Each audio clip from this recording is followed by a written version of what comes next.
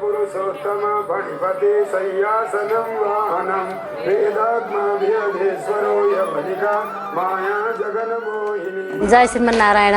यो लक्ष्मीनारायण हरिहर धाममा एउटा खतिवडा परिवारले पितृष्टिमा यज्ञ यो हामी जसुकैले सोच्न पनि नसक्ने कार्य गर्न त परे जाओस्। एउटा हाम्रो भागवतमा छ, सुनेको हामीले कथामा सुनेको छ, छोरा जन्मिएर छोरा हुर्केर म पितृष्टि यज्ञ गर्छु मात्रै भन्यो भने पनि कहाँ उसको कति धेरै साथ पुस्ता पितृहरू खुसी हुन्छन् अरे, आशीर्वाद दिन्छन् अरे भन्ने कुरा हामीले भागवतको कुरा सुनेको हो। उहाँहरूले यत्रो यज्ञ गर्नुभयो, यो यज्ञमा हामी सबैले भाग लिन पायौँ, कति खुसी लागेको छ।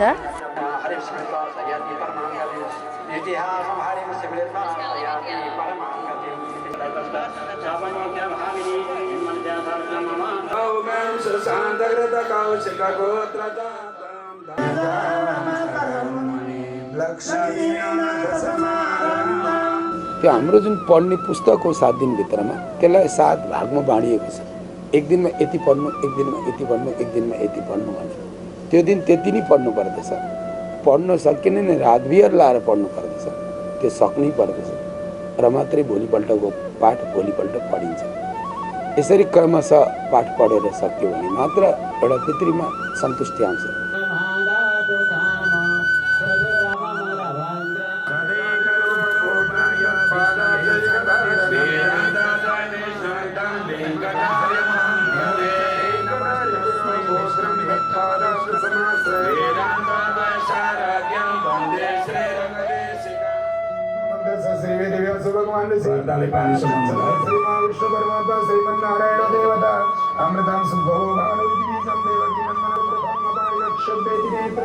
प्राय सबै परिवारका लागि जे जस्ता प्रकारको आपत्ति परिराखेको हुन्छ परिवारलाई सबैलाई नै एउटा हर्षोल्लासपूर्वक भावनाले सहयोग गर्ने हो र जसरी अरूलाई जुन विधिले सहयोग गरिरहन्छ त्यसरी नै हाम्रो खतिवडा परिवारलाई पनि हामीले हर्षोल्लासपूर्वक भावनाले सहयोग गर्दछौँ। मलाई खुसी लागेको छ।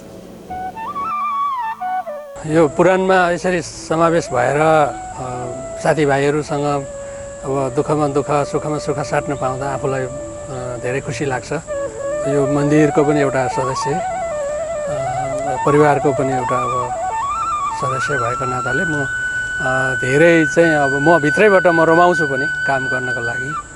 एकदम हर्ष उल्लास भइरहेछ। तीहरूको उद्धारको लागि गरेको कार्यक्रम साह्रै राम्रो।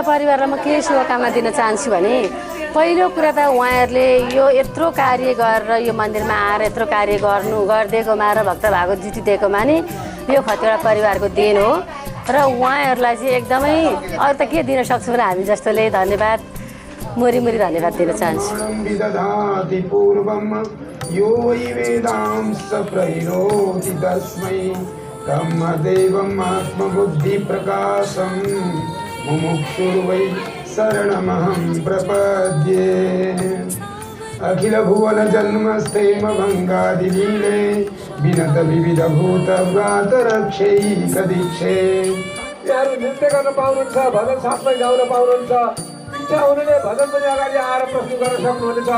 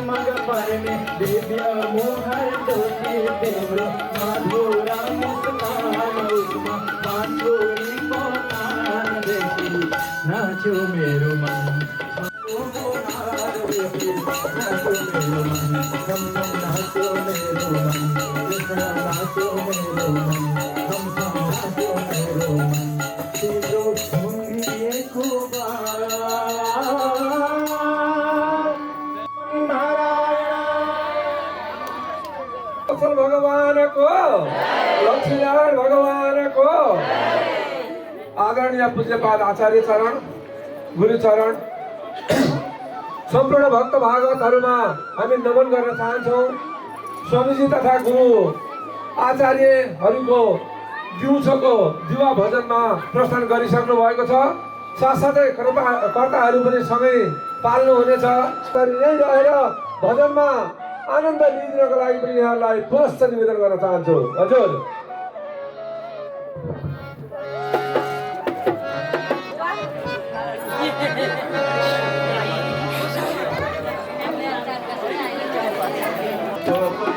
कृष्णको माधुरी कृष्णको माधुरी कृष्णको सबै मिले भजन गरौँ ब्रह्मा विष्णुको सबै मिले भजन गरौँ ब्रह्मा विष्णुको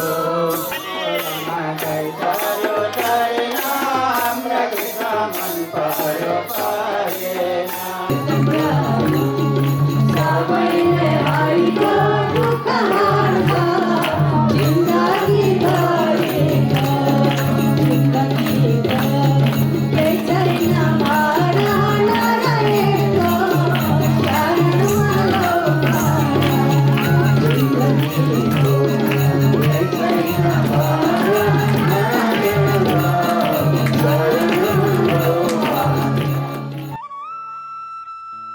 स्वामीजीका श्री चरणमा साष्टाङ्ग दण्डवत गर्दै श्रीमुखबाट अमृतवाणीको अपेक्षा गर्दै म ओजेल पर्न चाहन्छु। बोले भक्तवत्सल भगवानको श्री लक्ष्मीनारायण हरिहर धामको श्री लक्ष्मीनारायण हरिहर धामको पितृष्टि ज्ञान महायज्ञको स्वामीजी महाराजको भक्तहरू भगवानको जय जय श्रीमन्नारायण।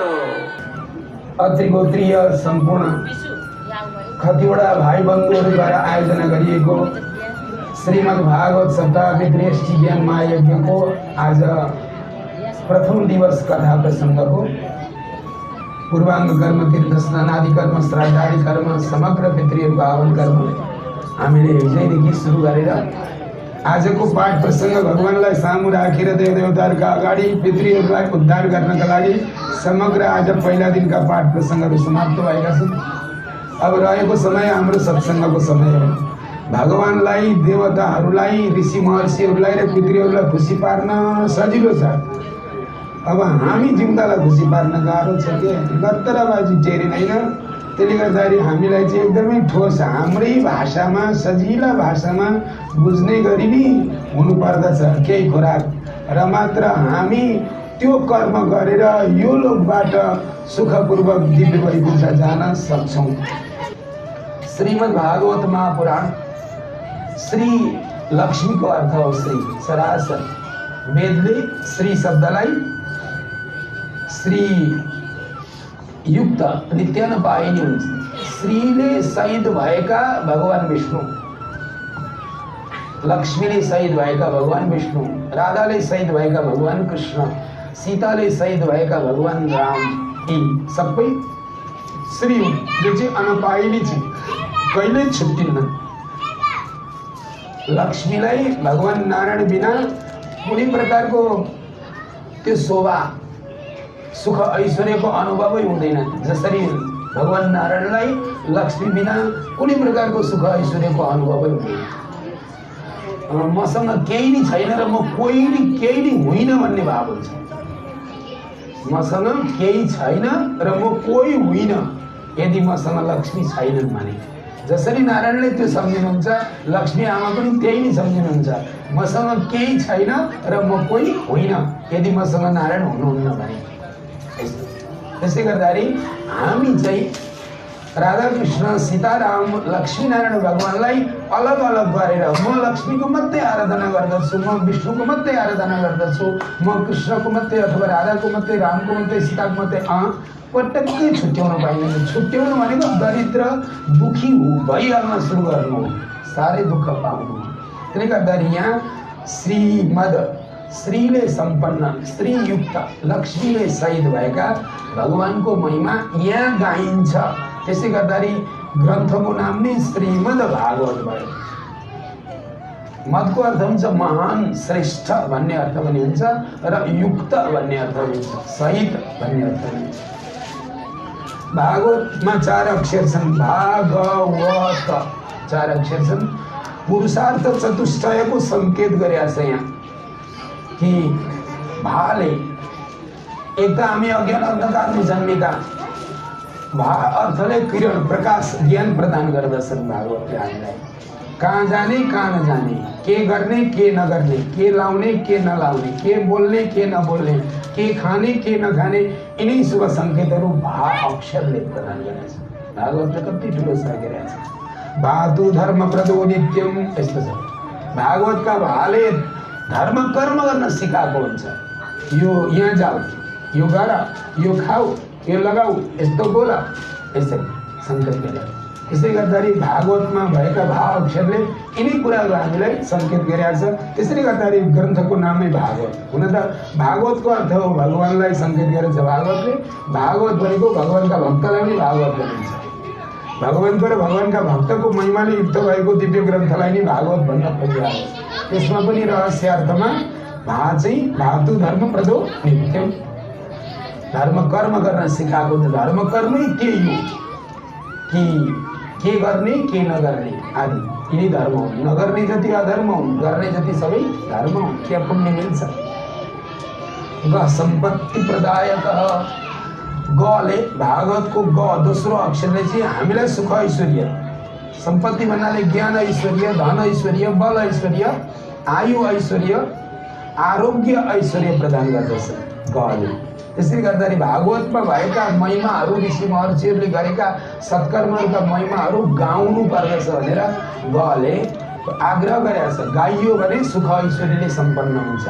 ज्ञान ऐश्वर्य, धन ऐश्वर्य, मान ऐश्वर्य, आयु ऐश्वर्य, आरोग्य ऐश्वर्य, यी सबै हाम्रो लागि चाहिने ऐश्वर्य हुन्। नभई नहुने हुने जो चाहिँ फल प्रदान गले गर्दछ। यहाँ वह कामदो जानियात वकारले चाहिँ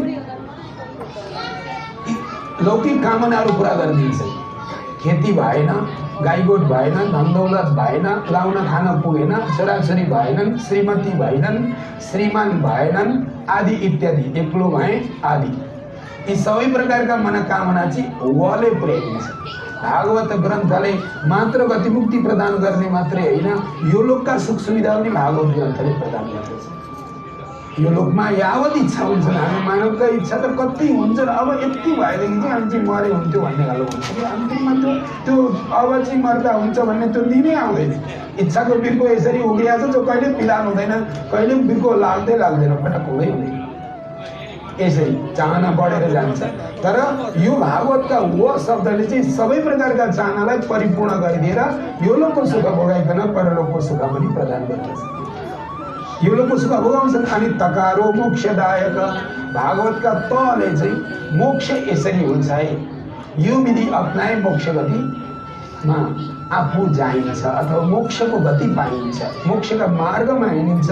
यिनी शुभ सङ्केतहरू छन्। त्यसै गर्दाखेरि भागवत 4 अक्षर छन् जसले चाहिँ पुरुषार्थ चतुष्टय 4 प्रकारका हाम्रा लागि पुरुषार्थ प्रदान गर्दछ। त्यसै गर्दा भागवत सुन्नुपर्दछ। महान छ असौ, यो श्रेष्ठ छ, अत्यन्त उत्तम हो। अन्य ग्रन्थमा त्यो शक्ति छैन जुन शक्ति भागवतमा छ। त्यसै गर्दाखेरि हर बखत भागवतका 1 अक्षर 2 अक्षर 4 अक्षर जति अक्षर हुन्छ स्वमुखे नै पठस्व, आफ्नै मुखले पढ्ने प्रयास गर्नु, यसो भने शुभकामना दिनका लागि इन्डिया, भुटान, नेपाल, अमेरिका भएका कतिवटा बन्धुहरूको पितृको लागि गरेको हो। कुनै तरनतारन नभएका पितृहरूले वैकुण्ठ धाम प्राप्त होस् भन्ने लक्ष्यले गरेको हो। त्यसकारणले शुभकामना दिन चाहन्छु।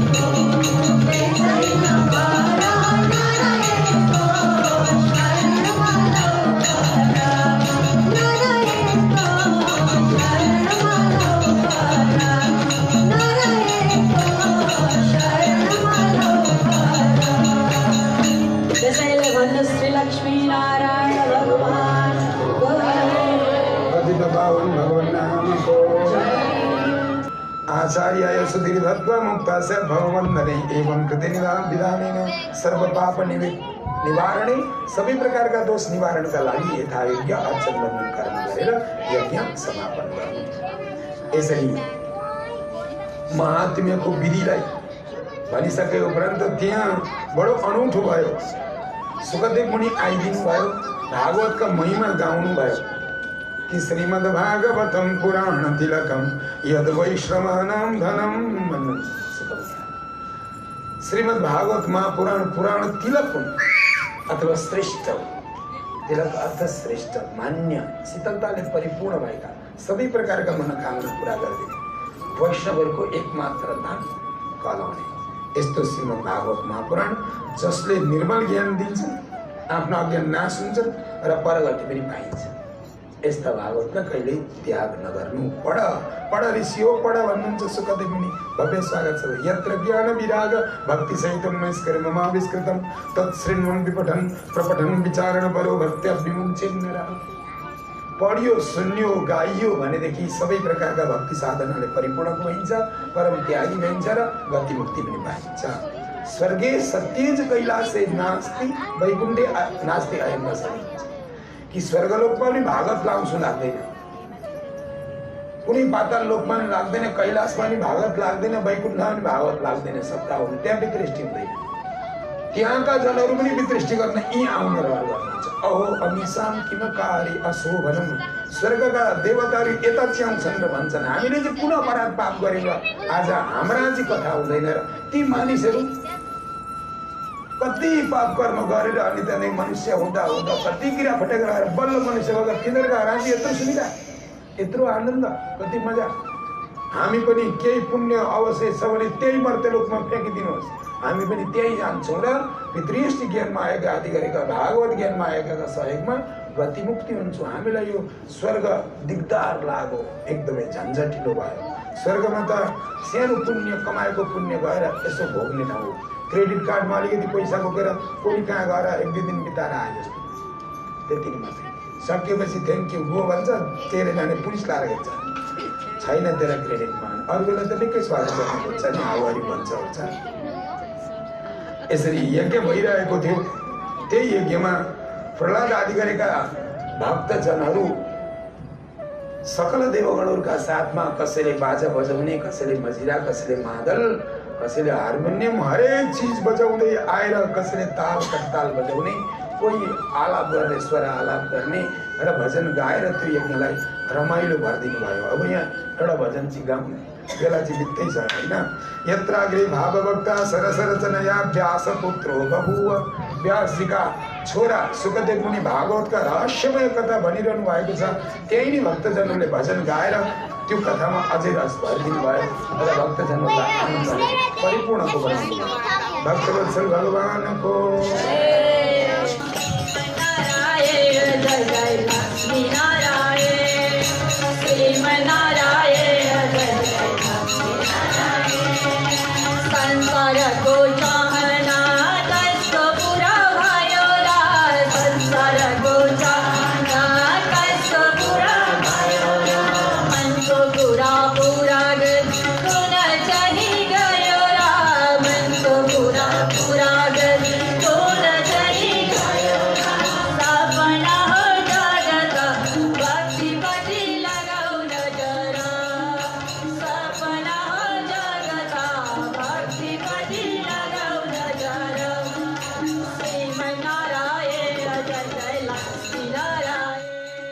जय जय श्रीमन्नारायण। म सागर खतिवडा।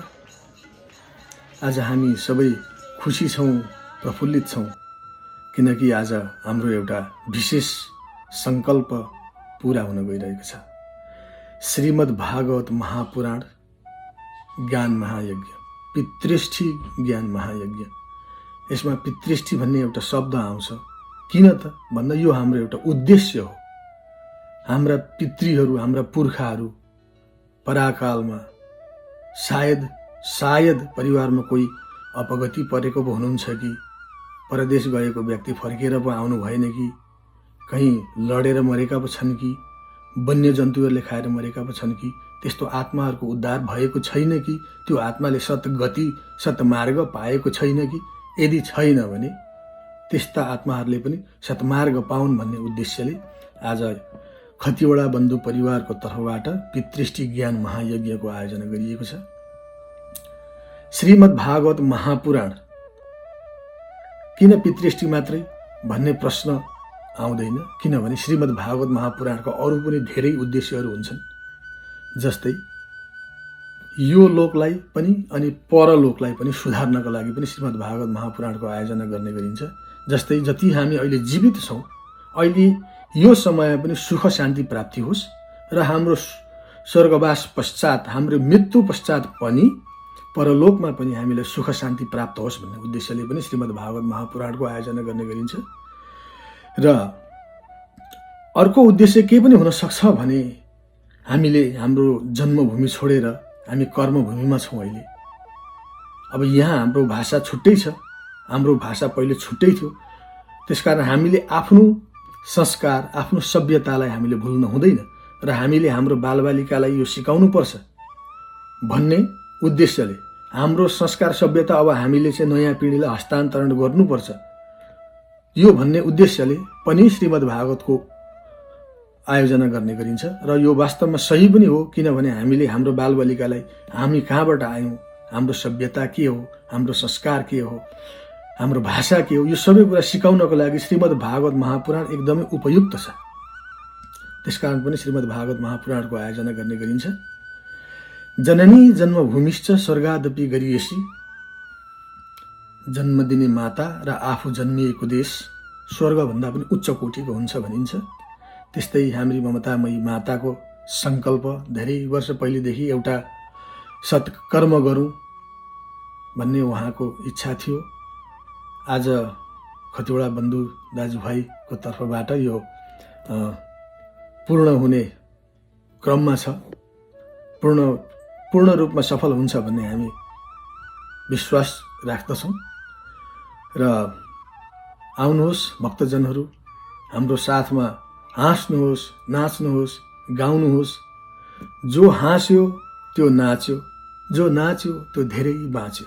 त्यसकारण भक्तजनहरू, जसलाई हजुरहरूलाई हामीले निमन्त्रणा पुर्याउन सकेका छौँ उहाँहरू आउनुहुन्छ भन्ने हामीलाई पूर्ण विश्वास छ।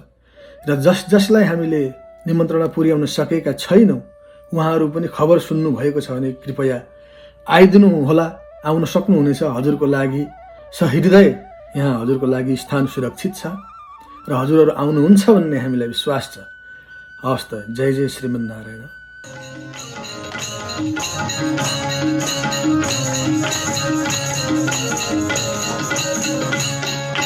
आशा हाम्रो लामो छ, जिन्दगी छोटो छ।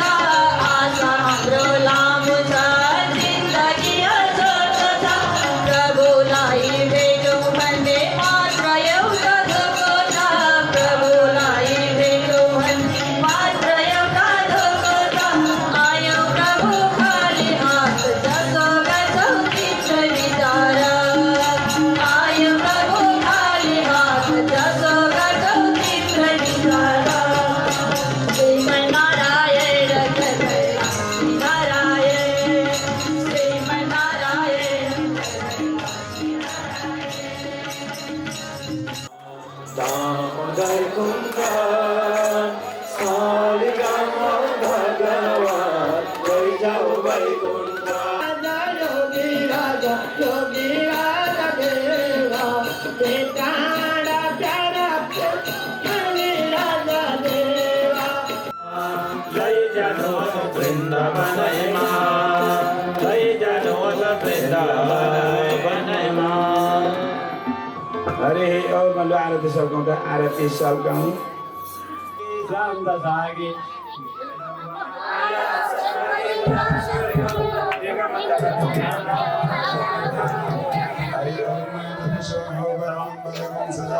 कायेन भासा मनसेन्द्रियर्वा बुद्ध्यात्मना प्रतिगे स्वभाव करोमि हठात् सकलं वरसमयि नारायणायेति समर्पयामि।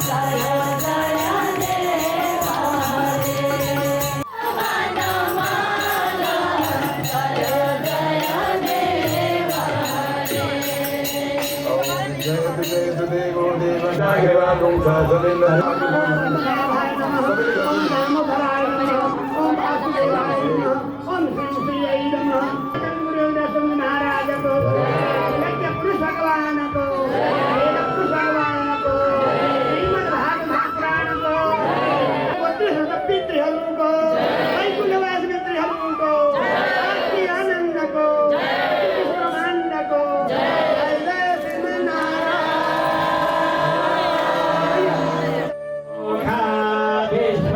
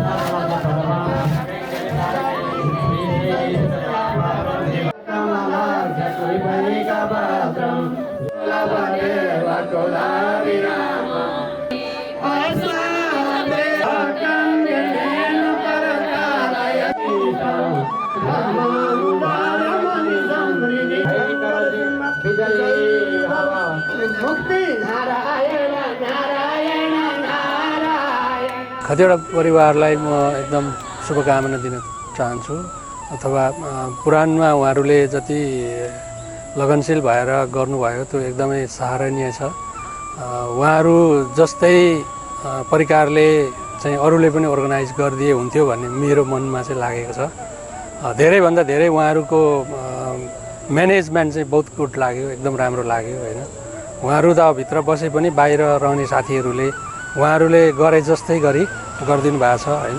इष्टमित्र सबै धेरै राख्नु भएको रहेछ, यो खुसी लाग्यो।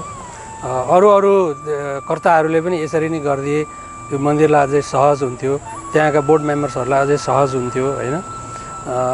अब त्यति मात्रै नभएर अरू भावी पिँढीहरूले सिक्ने एउटा मौका पनि हो। नयाँ यङ जेनेरेसनले हामीलाई हेरेर सिक्ने हो। हामीले काम गरेनौँ भने, हामीले केही सिकाएनौँ भने नानीहरूले केही पनि सिक्दैनन्।